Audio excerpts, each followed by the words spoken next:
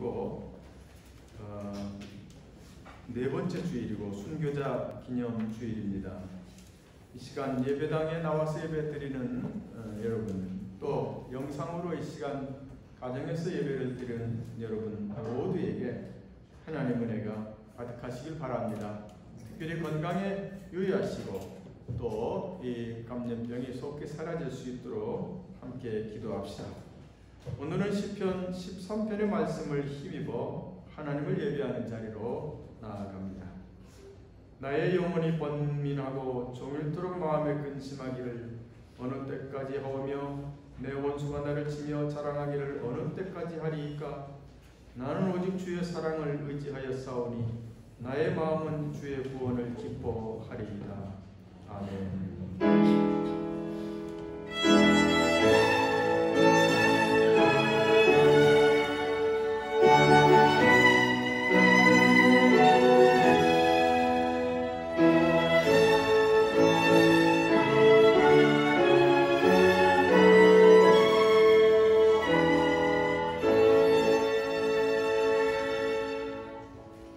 여러분 다 일어나셔서 73장 찬송을 힘차게 부르십니다.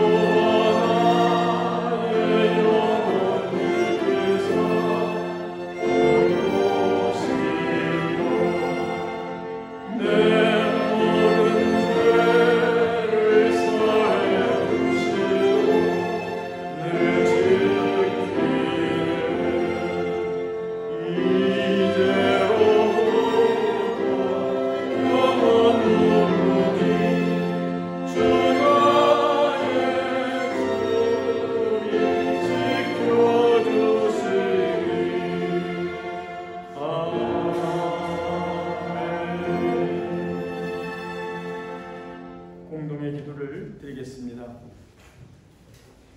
고마우신 아버지 하나님, 우리의 찬미를 받으시고 은혜를 내려 주옵소서.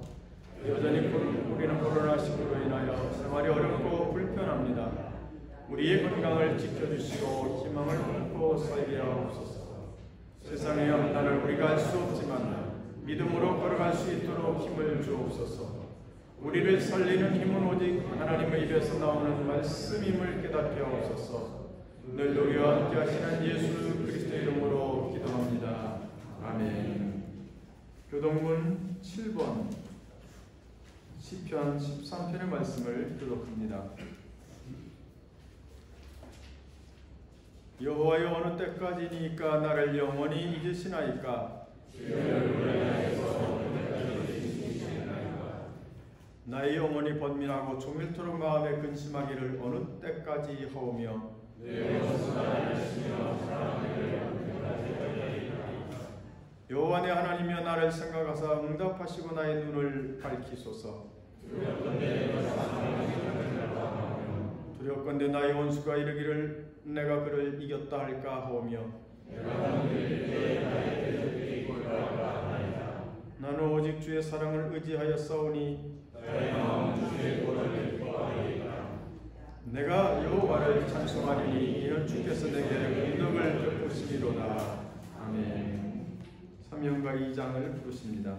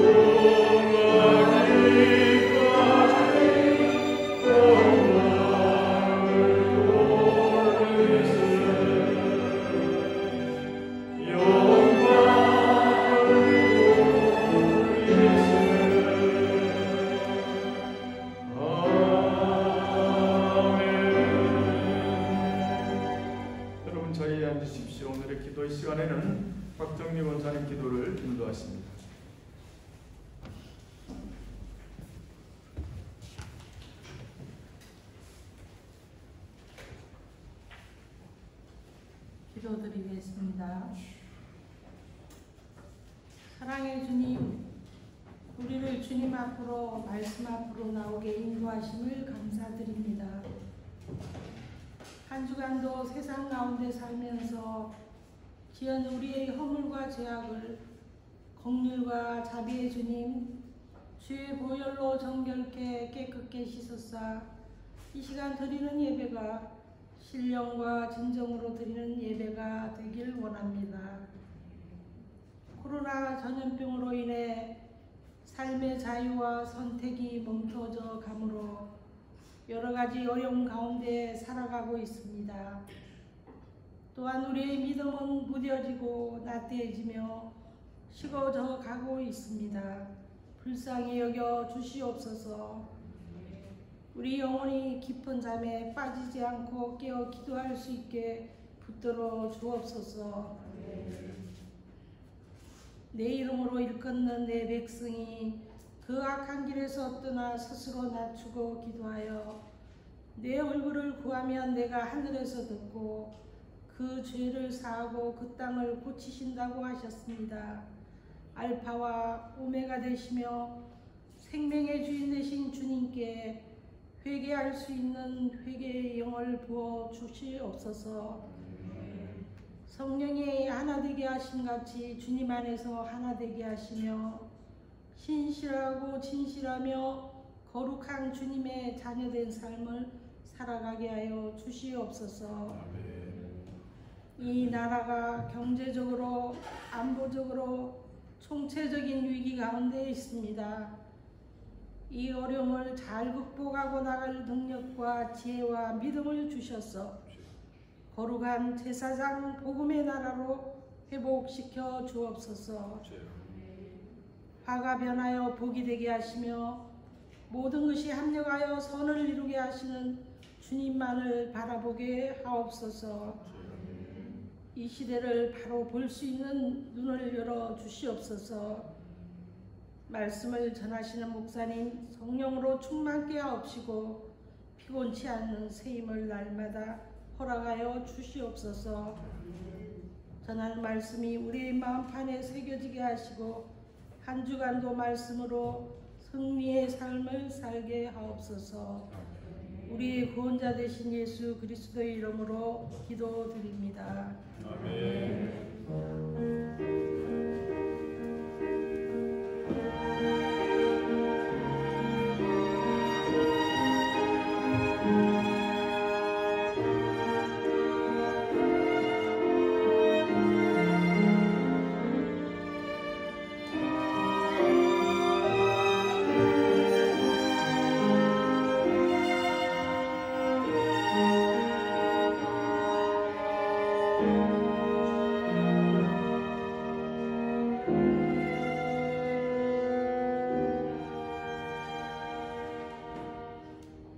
찬송가 251장을 함께 부르십니다.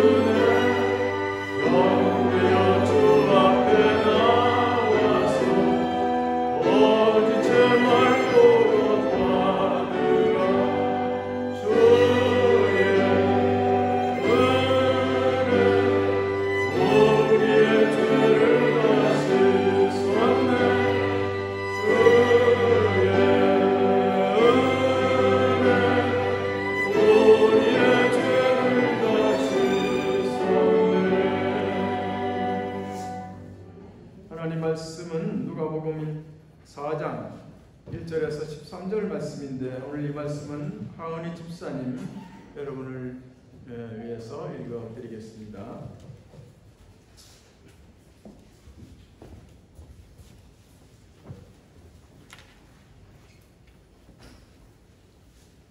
오늘 말씀 누가복음 4장 1절에서 13절까지 말씀입니다. 예수께서 성령의 충만함을 입어 요단강에서 돌아오사 광야에서 40일 동안 성령에게 이끌리시며 마귀에게 시험을 받으시더라. 이 모든 날에 아무것도 잡수시지 아니하시니 날수가 다함에 줄이신지라. 마귀가 이르되 내가 만일 하나님의 아들이거든 이 돌들에게 명하여 떡이 되게 하라.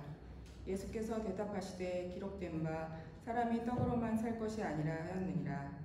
마귀가 또 예수를 이끌고 올라가서 순식간에 천하 만국을 보이며 이르되 이 모든 권위와 그 영광을 내가 내게 주리라. 이것은 내게 넘겨준 것이므로 내가 원하는 자에게 주노라. 그러므로 내가 만일 내게 절하면 다 내 것이 되리라. 예수께서 대답하여 이르시되 기록된 바 주 너의 하나님께 경배하고 다만 그를 섬기라 하였느니라. 또 이끌고 예루살렘으로 가서 성전 꼭대기에 세우고 이르되 내가 만일 하나님의 아들이거든 여기서 뛰어내리라. 기록되었으되 하나님이 너를 위하여 그 사자들을 명하사 너를 지키게 하시리라 하였고 또한 그들이 손으로 너를 받들어 내 발이 돌에 부딪히지 않게 하시리라 하였느니라. 예수께서 대답하여 이르시되 주 너의 하나님을 시험하지 말라 하였느니라. 마귀가 모든 시험을 다한 후에 얼마 동안 떠나니라. 우리 아가페 양 상불에 특별 연주가 있겠습니다. 여러분 은혜의 시간 되시길 바랍니다.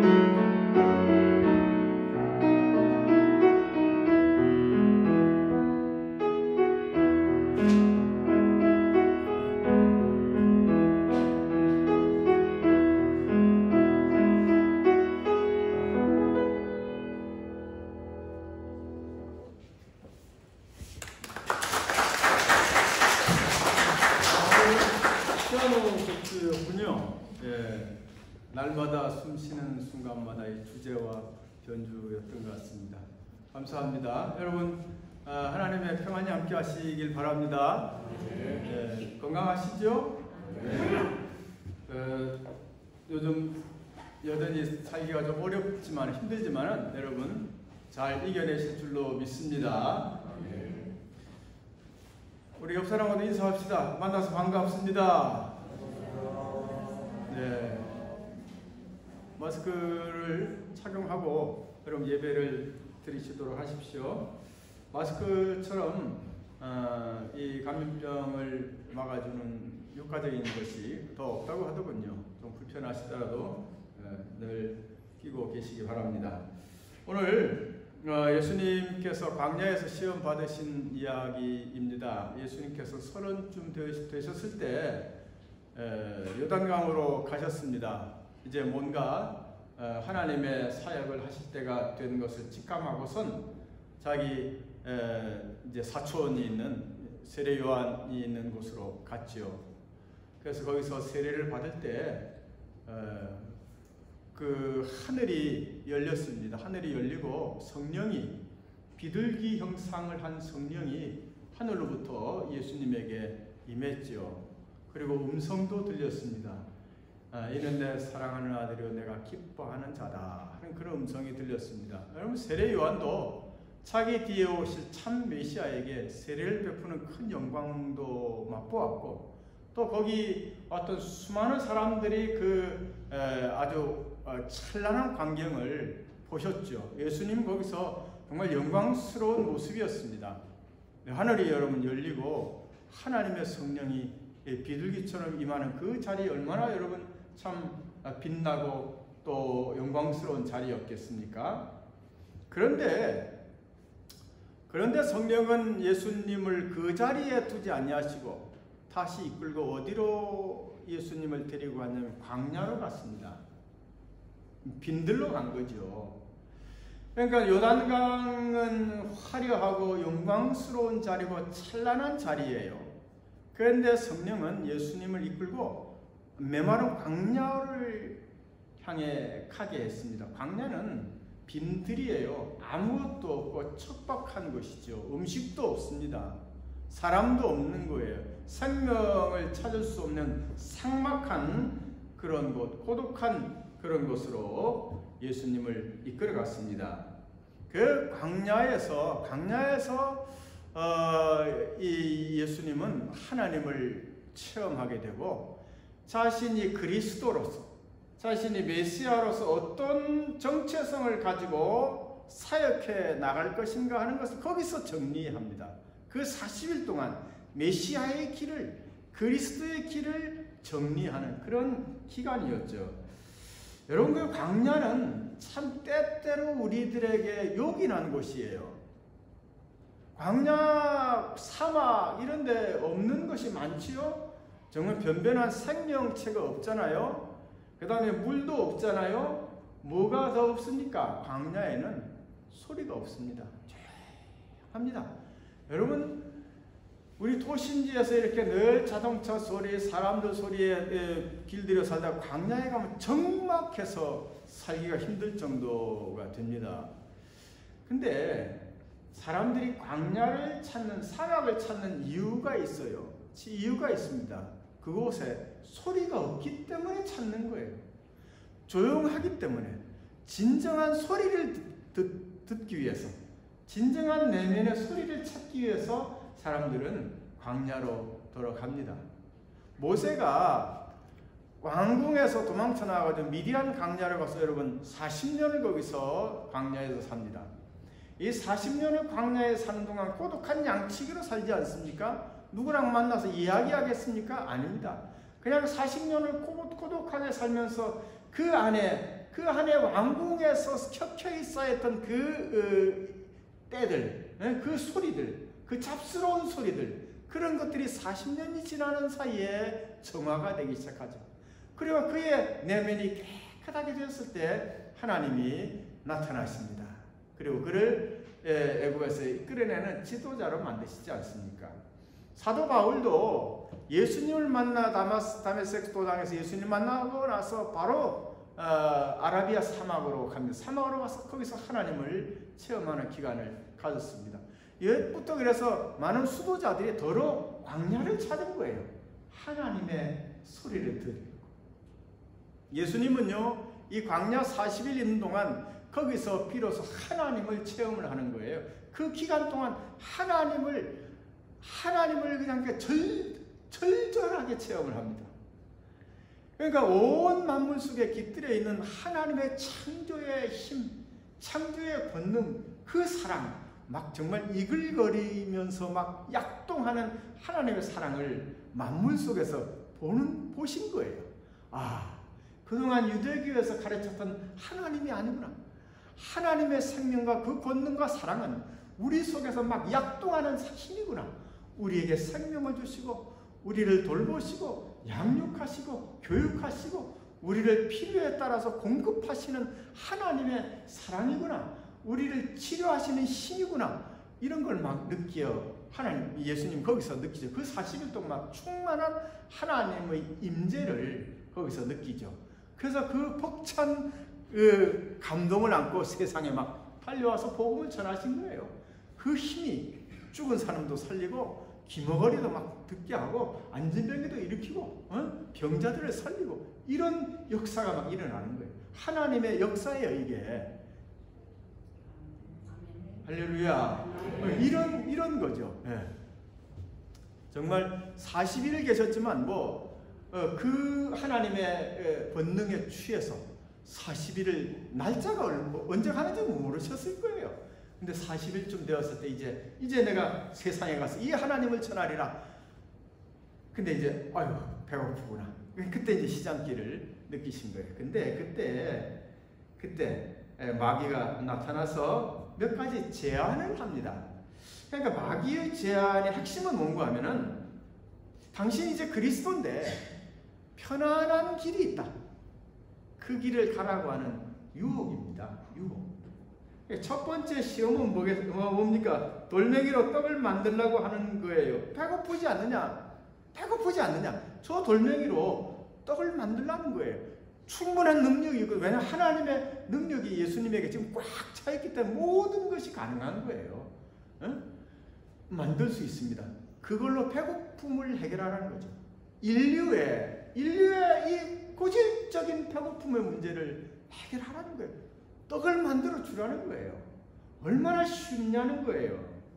쉽게 해결하라는 겁니다. 두 번째는 이겁니다. 마귀가 이 온천한 내 손아귀에 있다. 나한테 절 한 번만 하면 내가 아낌없이 주리라. 이 세상을 통치할 수 있다는 거예요. 그러니까 적당히 타협만 하면, 적당히 악한 것과 좀 타협을 하면은 훨씬 쉬워진다는 거예요. 그리스도의 길도 쉬워지는 거, 배척할 사람이 없다는 거 아닙니까? 세 번째는 뭐냐면 성전 꼭대기에 예수님을 데려가서 떨어져 내리라는 거예요. 그러면 천사들이 쫙 받쳐준다. 그러면 사람들이 어떻게 하겠습니까? 와, 할렐루야, 메시아가 오셨다. 영광스러운 분이 오셨다. 이렇게 막 찬양할 거 아닙니까? 이 성전이라고 하는 거 상징적인 거예요. 종교의 최고의 자리 아닙니까? 거기에서 하나님의 영광을 보여주면 많은 사람들이 이분이 메시아구나, 하나님의 아들이구나 다 경배할 거 아닙니까? 얼마나 쉽습니까? 근데 왜 굳이 십자가를 지려고 하느냐? 이 마귀가 그렇게 유혹하는 거예요. 쉬운 길 놔두고 왜 어려운 길 가려고 하느냐? 이게 유혹이거든요. 오늘은 이 첫 번째 떡에 대한 이야기를 여러분과 나누려고 해요. 40일 기도하신 후에 예수님 배고팠는데 마귀가 그러지 않습니까? 하나님의 아들이지 않느냐? 이제 메시아 아니냐? 돌멩이를 가지고 떡을 만들어서 먹이라. 예수께서 대답하시되 기록된 바 사람이 떡으로만 살 것이 아니라, 이렇게 대답을 하시고 그 제안을 거절하십니다. 그러니까 마귀의 제안은 뭐냐면 정말 인류의 고질적인 문제예요. 지금도 배고픈 사람이 있지 않습니까? 지금도 북한은 기아에 허덕이고 있지 않습니까? 아프리카에서는 많은 아이들이 영양실조로 죽어가고 있는 현실이거든요. 지금도 그런데 그때야 여러분 얼마나 힘든 상황이었겠습니까? 이 음식물로 인해서. 그러니까 배고픈 사람들에게 무한히 떡을 공급하라. 그러면 경제의 문제가 깨끗이 해결되지 않겠느냐. 그럼 사람들이 얼마나 좋아하겠느냐. 근데 예수님 그 제안에 대해서 거절하시는 거예요. 사람이 떡으로만 살 것이 아니다. 사람이 떡으로만 살 것이 아니다. 이 신명기 8장 3절 예수님이 인용하신 이 말씀이 신명기 전체를 보면 그렇습니다. 사람이 떡으로만 살 것이 아니요 하나님 입에서 나오는 말씀으로 산다. 따라서 해봐요. 하나님 입에서 나오는 말씀으로 산다. 그러니까 음식은 있어야 합니다. 음식 여러분 먹어야 하지요. 음식 중요해요. 그러나 음식으로만 사는 것이 아니라 사람이 사람으로 살기 위해서 그 사람의 존재의 가치는 음식이 물론 있어야지만 그러나 음식보다 더 소중한 것이 있다. 그것은 하나님 말씀 속에 포함된 사랑이고 희망이고 용기고 나눔이고 긍휼이고 자비고 용서고 이런 것들이 사람을 가치 있게 하는 것이다. 이런 의미인 거예요. 인천에서 작년 언젠가 몇 달 전에 뉴스에서 봤는데 인천에서 있었던 일이에요. 어떤 아버지하고 아들하고 슈퍼마켓에 갔는데 물건을 고르는 척 하다가 아버지가 우유하고 빵하고 사과를 이렇게 담아가지고 아이 가방 속에다 넣었어. 근데 그 주인이 그 화면 CCTV로 그것을 보고 경찰에 신고를 했죠. 그 경찰이 금방 출동을 했습니다. 경찰에 잡혔습니다. 이 아버지하고 아들이. 근데 이 아버지가 뭐라고 얘기하냐면 용서해달라고. 너무 배가 고파서. 자기가 몸이 아파가지고 직장을 잃었대. 근데 여러 날 되니까 먹을 것도 없고 너무 배가 고파서 음식을 훔치게 되었다. 그리고 집에는 쫄쫄 굶고 있는 아이가 하나 더 있다. 그렇게 얘기합니다. 그러니까 이 슈퍼마켓 주인이 그냥 처벌하지 말아주세요 라고 이야기를 합니다. 그래서 경찰관은 이 아버지와 아들을 데리고 어디로 갔냐면 국밥집으로 갑니다. 그리고 이 두 사람한테 자기 돈을 들여서 국밥 한 그릇씩 시켜서 그들을 먹게 하는 거예요. 그런데 잠시 후에 어떤 아저씨가 막 그 뛰어들어더니 돈이 든 봉투를 그 탁자에 놓고 확 나갔어요. 열어보니까 그 돈이 20만 원이 들어있었습니다. 근데 이 아저씨는 지나가다가 슈퍼마켓에서 소란한 소리가 나니까 무슨 일인가 이렇게 봤더니 그런 딱한 광경인 거예요. 그래 가서 은행에 가서 돈을 찾아가지고 봉투에 담아서 그 아버지와 아들이 밥 먹는 식당에 와서 그걸 놓고 그냥 간 거예요. 누군지도 몰라요. 여러분 이런 이야기에서 우리는 사람이 살려고 하면요 음식이 필요해요. 꼭 밥 먹어야 하지 않습니까? 그걸 먹어야 몸이 유지가 되지. 그런데 음식만 가지고 사람의 삶이 되는 건 아니더란 말이에요. 사람이 이 음식보다 더 소중한 것이 우리는 그 부자가 먹는 국밥 두 그릇의 그 자리에 있음을 보게 돼요. 그죠? 슈퍼마켓 주인의 용서도 있고 이 경찰관 아저씨의 따뜻한 마음도 거기 있고 그리고 낯선 사람이 돈 봉투에 담아서 그냥 주고 사라져버리는 그 자비로움도 있고 그러니까 음식도 여러분 있어야 하지만은 우리가 같이 나누는 사랑이라든지 자비라든지 측은하게 여기는 마음이라든지 이런 것들이 우리 삶을 더욱더 푸근하게 한단 말이에요. 우리의 삶을 삶답게 한단 말이에요. 그러니까 인간은 밥만 먹어서 인간이 되는 게 아니란 말이에요. 밥 말고도 거기에 사랑도 있어야 되고 격려도 있어야 되고 용기도 있어야 되고 그게 여러분 삶이라는 거예요. 그게 삶이라는 거예요. 그 예수님께서 사람이 떡으로만 사는 거 아니야. 사람을 정말 가치 있게 하는 것은 이런 소중한 것들이 담겨져 있는 하나님 말씀이라고 그것을 택하겠다고 하신 거예요. 여러분 정말 밥은 쉬운 거예요. 밥 주는 것은 어떻게 보면 쉽습니다. 여러분 자녀들 키워봤겠지만은 밥만 주면 다 될 뜻가 아니에요. 그건 아니더라고 말이에요. 때로 용서도 해줘야 되고 힘들지만 격려도 해줘야 되고 사랑도 해줘야 되고 여러분 사람 살다 보면 그렇지 않더냐. 아이를 가르치는 일도 마찬가지고 밥만 주면 되는 거 아닙니다. 여러분 밥만 주면 된다면 그냥 다 고온에 보내지 뭐 한다고 집에 데리고 살아요? 네? 그렇지 않습니까 여러분? 밥만 가지고는 안 되는 거예요. 사람의 삶이라고 하는 게 인생이라고 하는 것이 밥만 가지고 되는 게 아니에요. 그보다 더 소중한 것이 있습니다. 그것은 하나님 말씀 속에 포함된 진실, 믿음, 사랑, 용기, 나눔, 막 서로 측은히 여기고 기뻐하는 것, 감사하는 것.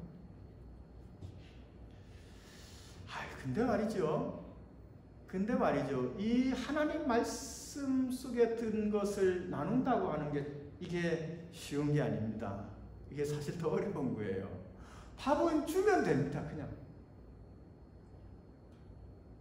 고양이한테 밥 주세요. 먹어. 이렇게 하면 고양이도 밥만 줘서는 안 되더만 그놈들도 영악한 놈들이 아주 흉측한 놈들. 여러분들이 지를 좋아하는지 안 좋아하는지 알아. 저는 야단 안 치고 늘 쓰담쓰담 해주기 때문에 고양이 저를 굉장히 좋아합니다.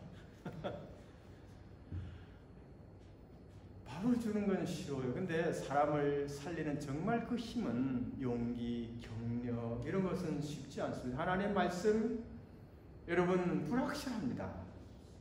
하나님 말씀을 전했지만 받아들인 사람이 있는가 하면 거부하는 사람들도 있거든요. 그래서 어려운 거예요. 불확실한 거예요.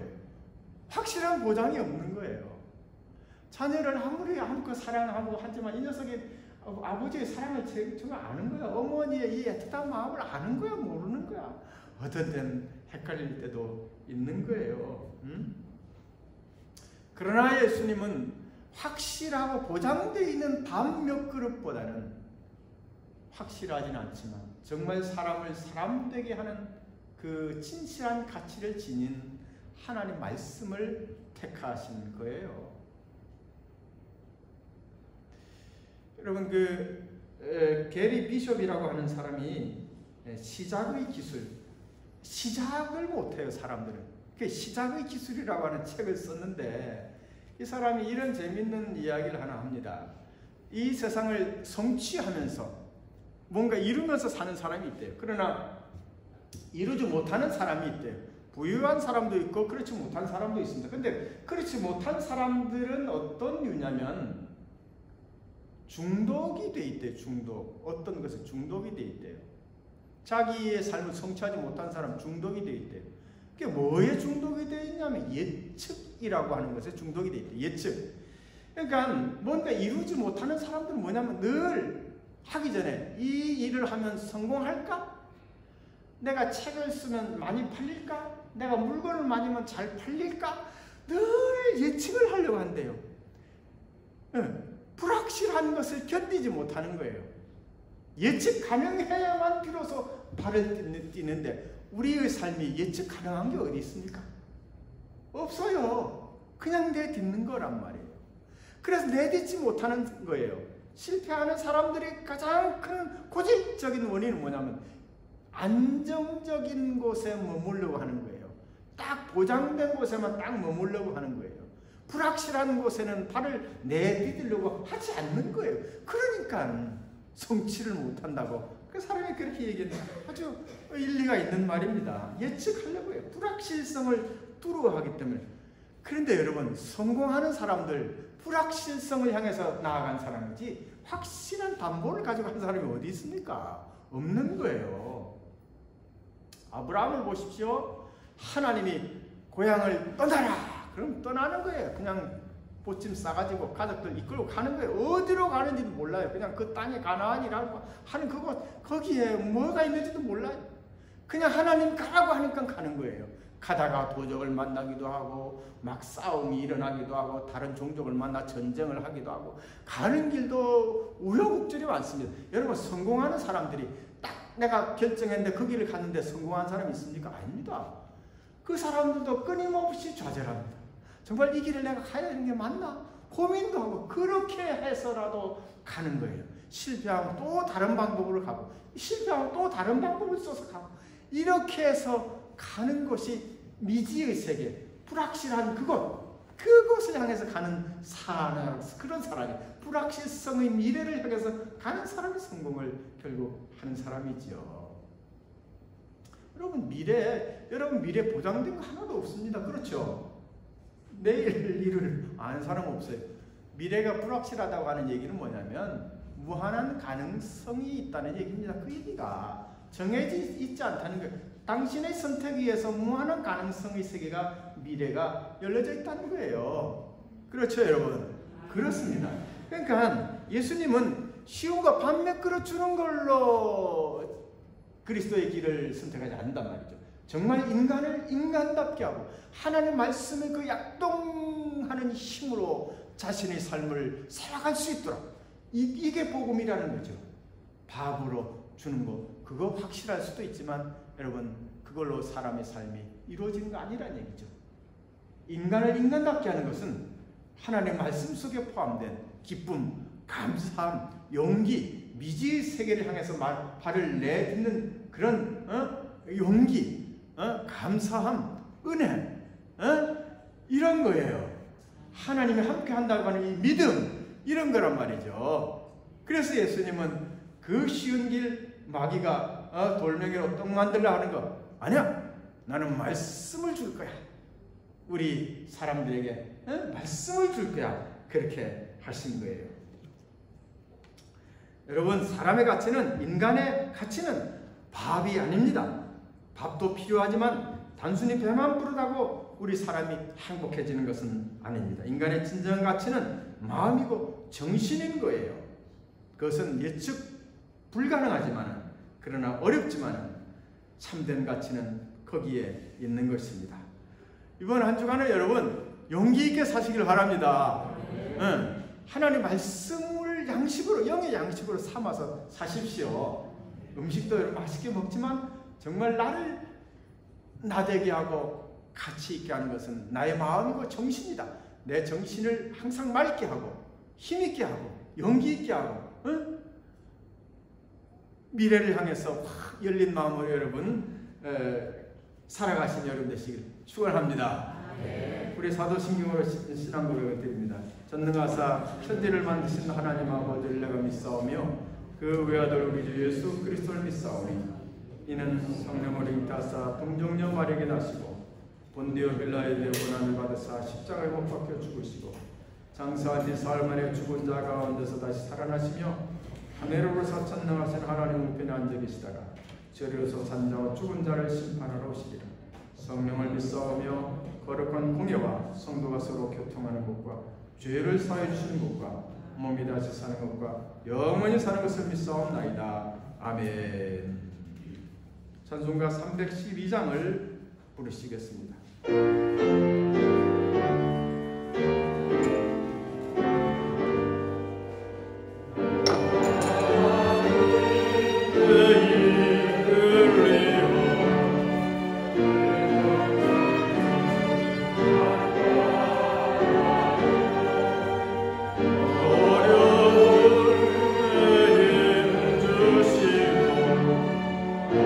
언제나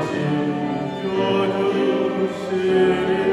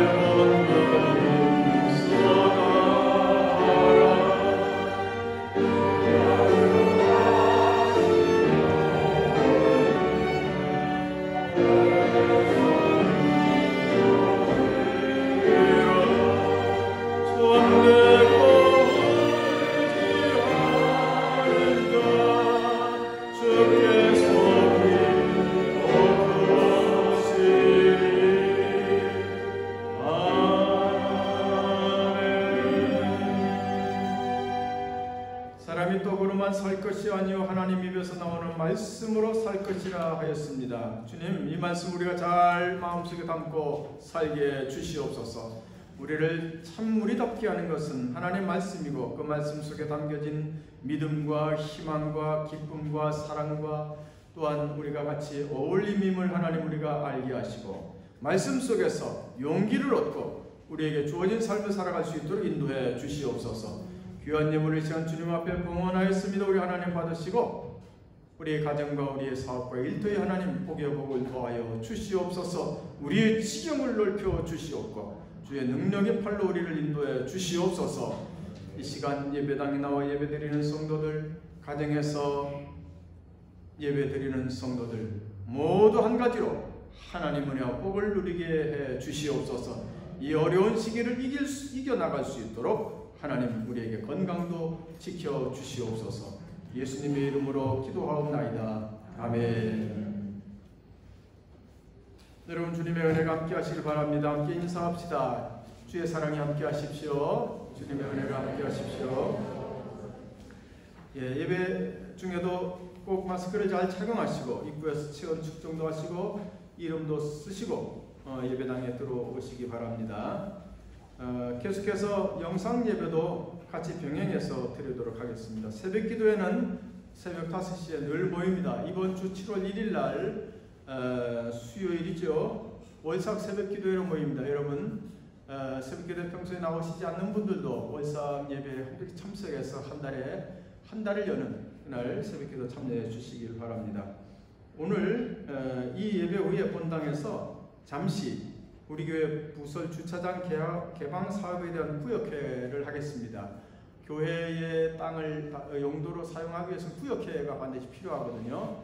구역회에 여러분 참여해 주시고, 오늘 제가 우리 지방에 있는 교회에 장로 취임식에 바로 가야 되겠기에 구역회는 유동현 목사님이 인도하시겠습니다.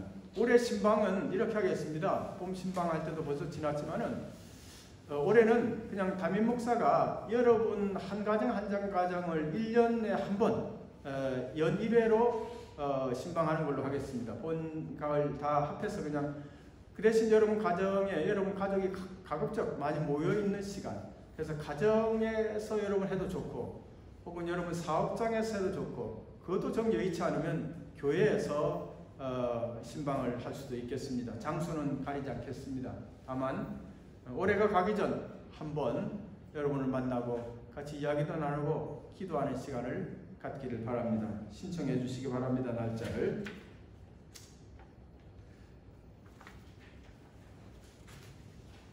찬송가 635장을 부르시겠습니다.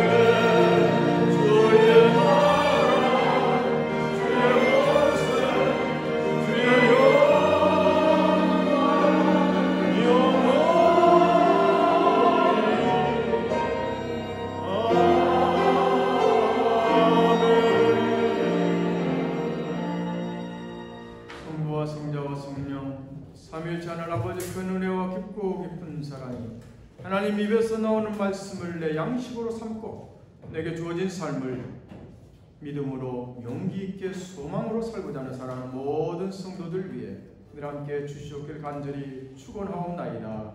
아멘.